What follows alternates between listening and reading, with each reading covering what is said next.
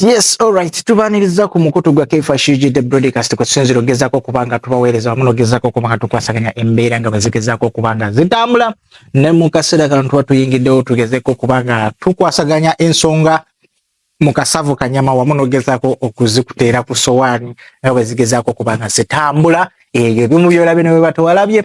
Yes, tugezako kubanga tubikwolekeza obwanga wamuno gezako kubanga tubisaayisaamu osobole okubanga nawe okubimanya. Mbebaza nnyo mwenna abagyokumirako bapita K-Fi straight out of Uganda to the world nga nzegezaako kubanga nkikwasaganya wamu n'ogenda mu maaso naye nga mbebaza mwenna abagyekumirako nti mwebale nnyo mwebalire ddala yonna gy'oli yonna gy'owangalira ne gy'osinzira okubanga otulaba. Kale mu lunaku lwali tugenda kwogera ku statement eyakoleddwa omukulu Eddie Kenzo wali eri nga bamubuuzizza yayogedde ebintu byabadde bingi of course. Bamubuuzizza ku Bobi Wine yavuddeyo n'agezaako kubanga ajaabululwa ebigambo Bobi Wine bye yayogedde mu byo bwe bamubuuzizza omukulu yagambye nti ye nga ye imagine there is something I'm wondering ku mukulu Eddie Kenzo n'ekintu ekirala kye naali badde ngezaako kubanga neebuuza nti nali simanyi nti kaadi ey'okubanga tebawa ali omukulu Chameleone kaadi kyaluma abantu bangi nnyo era buli muntu kyeyavuddeyo okubanga akuliriza. Njagala owulirize mukulu Eddie Kenzo ono tukomewo. Twogerako yamma Chameleone kaadi nali njogera ku simu nga ntuusa okwemulugunya kwange ne bandikodinga ne bamuweza voice note n'agita yennyini copyrightiro bengendayo abalina ogiisa abalina abakola ebiwandiiko aba ministries abaki kibangamba ze update kyekomawo nenkola ki empa abantu. But this time around actually it was approved by the cabinet. Yavuddeyo mu cabinet egenda mu parliament. Yavuddeyo mu cabinet. Yes, edda mu parliament era cabinet yaja approve egenda mu parliament eyite president assigning. Like it is approved actually. It is approved by the cabinet. Mwami Kyagulanyi ng'agambe ng'ayogera ebigambo bingi nnyo nnyo. Yes. Neŋŋamba bw'aba ayogera by'ayogera ebyogeza confidence y'amaanyi. Omuntu atasomera baluwa mu bbaasa tayinza kumutegeera. Kujjako ng'oli. So oyo mukulu Eddie Kenzo yabadde agezaako kubanga ajaabulula omukulu Bobi Wine byayogedde n'ogezaako okumakinga up point ye. Mu byonna lwakuba kisinga okubanga kineewuunyisa be bantu okubanga bagamba mbu Bobi Wine yamma Chameleone kaadi nga balinga bagamba nti akeera bukeezi ku makya nagaagwe kwata kaadi oli kyali wange naye kwata kaadi kyali wange naawe oli kyali wange banange bwe bati ebiseera ebisinga bwe babanga bakola ebintu ebigenda okubanga bitwala eggwanga mu maaso tebabikola lwa nnyoko yalimawa nti gwe nnyoko yalimawa tusooke tube nga tukuwa kino oba kwata kino nnyoko yakikola no basinziira ku advantage joina. How paramount are you okubanga ogenda okukola byokola okitegeera. So batsindika abantu mu parliament baba basindika abantu mu parliament be basuubira nti basobola okukiikirira ebintu by'abantu nge naye kati gwe mukulu Eddie Kenzo bw'ovaayo bino nabyogera olw'emabegako Bobi Wine ka press ke yalinakaawo ng'ayogera ku biki ebyatuuka eggulu n'okubanga baaswaza abayimbi be baaswazanga omwali omulangira Ssuuna wamu ne jjajja w'abayimbi the legendary Ragadi. So yavaayo n'abagamba nti bino ebintu nzize nga mbyogera ebbanga ddene liyise abayimbi babawe copyright rather than okubanga babawa handouts zino. Kati what do you expect from Eddie Kenzo omuntu akolera government oba omuntu ali under government to say on Bobi Wine's statement? Of course ne bwe zibanga za mazima aba alina kubanga abijungulula bujunguluzi okubanga awininga credit eri bakama abamukozesa because you see Eddie Kenzo is a presidential advisor on creatives. Senior presidential advisor on creatives. Kitegeeza meeting Museveni. So olowooza ayinza kukkiriziganya atya n'ebigambo bya Bobi Wine byayogera ne bwebanga Bobi Wine byayogera bye bituufu era nga bigasa industry era nga bibagattako. Olowooza mukulu Eddie Kenzo asobola okukera ku makya n'agamba mukulu wange oba muganda wange Bobi Wine kyayogedde kyabadde kituufu. Twetaaga copyright okubanga tetukyasabiriza okubanga abayimbi tetukyayisibwamu maaso. N'ekirala statement gyakoze nti copyright law was approved by the cabinet. That means the cabinet ke kakakiiko akafuga eggwanga oba akatulako ba minister ab'enjawulo abayambako mu kutambuza eggwanga ne President Museveni. Kyesimanyi nti etteeka libagibwa mu cabinet oba lisooka kubagibwa wano mu parliament ne likubaganyizibwako ebirowoozo ne liyisa ne balisindika mu executive okubanga balisayininga ne baliteekako omukono. Bano aba cabinet nnongoosereza ki ze bakoze mu copyright law oba bo nga bo abatali bayimbi bakoze kunoonyereza ki mu copyright law okubanga balaba nti kati bino bye bisaana okubanga bikolebwa oba zino za amendments ze tulabye ze tutadde mu copyright law kati lisindikibwe mu parliament. That is something I'm wondering because amateeka gonna agayita mbadde ndabanga ba MPs nga babawadde leave of parliament. If the taker has been in existence, they give you leave of parliament to go and make a research olabe biki ebyeteeka okubanga byongerebwa mu tteeka eryo kyebayita amendments. Lijje babikubaganyeeko ebirowoozo from the kakiiko to the parliament, balikubaganyeeko ebirowoozo, after likubaganyako ebirowoozo baliyise lifuuke etteeka, then continuously to executive eri President Museveni abenga akonako stamp esembayo bali approving. Naye ate bw'ongamba nti basosedde approvingira mu executive oba mu kakiiko aka cabinet, then ekyo I'm standing to be corrected kuba ekyo mbadde sikiwulirangako nti cabinet yasooka ku approvinga tteeka ate ne lidda mu parliament ne likubaganyizibwako ebirowoozo ate ne basooka bali approvinga. I'm starting to be corrected if I'm wrong.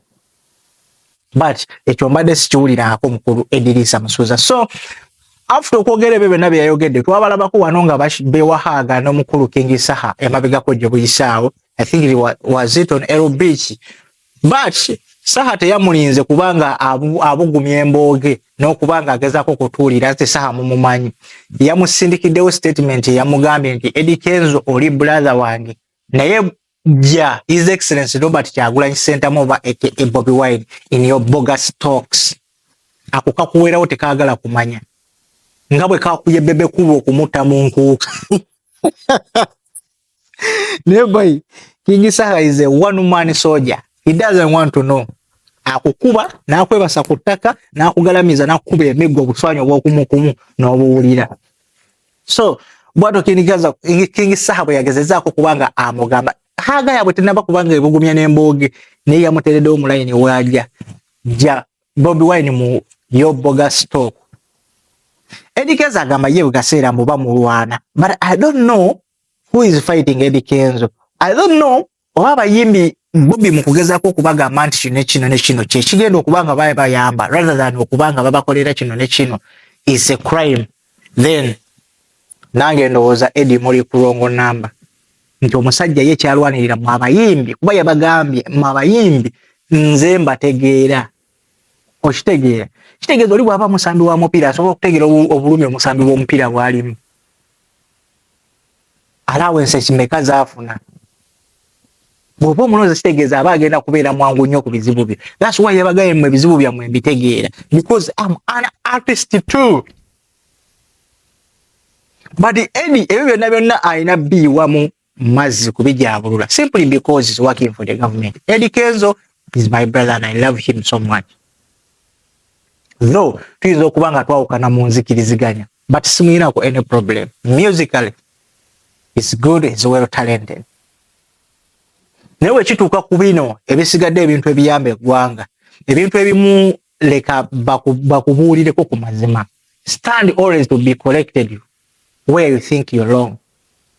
So ne Bobby ebintu byagezaako kubanga abagamba it's not helping him only but it's something kyagezaako kubanga agamba ekigenda okuyamba generation per generation per generation rather than to go to someone agenda okuwa leero zigwewo ate ng'enkeera kyetaaga. He continuously again to blame the government okubanga yakwata 30 billions nebanga eziteeka mu bayimbi for what purpose? For what purpose? Ezalibadde zikola ennongoosereza mu bintu bingi nnyo mu public services nnyongi nnyo. Kyabadde agezaako okugamba bano abayimbi bawe ekintu kye bagenda okusinziira okuyitamu okubanga bafuna That's what they call job creation. Kyovola abagamba abavubuka bangi tebalina mirimu. Ne gwe baterewo ebintu ebivaamu ssente oba emirimu egivaamu ssente obaleke ensi yeetambuze. Omukulu Bobby kyagezaako kubanga abagamba nti bwe mubawo copyright lo oli ne bw'anaayimba singa oluyimba lwe lunaagenda ne batandika okulya ku streams zaabwe, there will be no reason okubanga omuntu agenda n'akola ki n'asabiriza. That means ne bw'aba anze omwezi mulamba nga tayimba still akasente kajja kuba kajja ku akawunti ne bw'anaaba afunye miliyoni 3 zisobola okuba nga zimuyisa mu ebbanga nga bw'agattirako shows endala ez'enjawulo. Ebyo bisinga abasinga bye batalaba. Ne balaba omukulu nga bwe yafuuka munnabyabufuzi, nga balaba omukulu kati olowooza alina kwogera ki by'alina okwogera omuntu ali against government bla bla bla. No, we are such kind of nonsense. Ne bw'aba nga ali against government but still wakyakola statement ezisobola okuba nga zikugattako naawe kubanga muli mu field era muwangalira mu field y'emu. Edigenza avayo n'agamba abantu nti bantu bangi nnyo bamuwalana olw'ekyo kikyali. But I believe Edigenzo y'omu ku bantu bwe batawalana, Edigenzo y'omu ku bantu bwe batakubangako bucupa, Edigenzo y'omu ku bantu bwe batasibirangako kikookolo naddala mu bawagizi be. Unlike people like Babebe Kulu abasafalinze. Nekye tuyita political persecution. Ewe! Ozanya n'okuzanya abasajja Babebe Kulu batobye. Era Edi tebakubangako kacupa. Kitegeeza ne bwe wasala n'ogenda eri ku side ya government, people didn't care. Abantu ekikula bwekito bwe kiri nga bo tebabafaako badda ku side ya government ne bakola byonna bye bakola. No one cared at all. So mukulu Edi weetereeze. Bobby tasobola kukuwalana, Bobby tasobola baagaliza kibi, Bobby tasobola balaba mu mbeera yonna yonna mbi. Wabula naye kyalwanako mumufune copyright. N'ogamba mbu yali badde baatukuba ekikono, yali badde atusembeza nga ffe bayimbi banne. Bannange bwe nkeera ku makya ne nzigulawo ekampani yange, nebeera kampani nga eri big into something, tekitegeeza nti ngenda kuleeta abafamire bonna bonna mbakube mu kampani oba mikwano gyange olw'okuba they are my friends, even unqualified one, mbu mbakwate mbawo omulimu simply because mikwano gyange. No, that's being incompetent. Kitegeeza mba nina okunoonya abantu abali qualified for that certain job so that omulimu gusobola okuba nga gugenda mu maaso. Kyekyo mukulu Kyagulanyi kye yakola. Wali osuubira okuba nga bakuyita Edigenzo bakuwe kaadi, bawe full figure kaadi, bawe kamiliyoni kaadi, bawaani kaadi olw'okuba muli bayimbi, olw'okuba simanyi mubadde bakyali ba Bobi Wine. That's nonsense, bro. That's nonsense. Kuno kuweereza ggwanga si kuyimba. Kuyimba kujja abantu ne bakubira endulu n'osanyusa n'ovaawo n'ogenda. Kino kinvolvingamu kye tuyita general knowledge, ogenda waleeri kugundi ku lukiiko lw'egganga olukulu n'okuba nga oweereza abantu.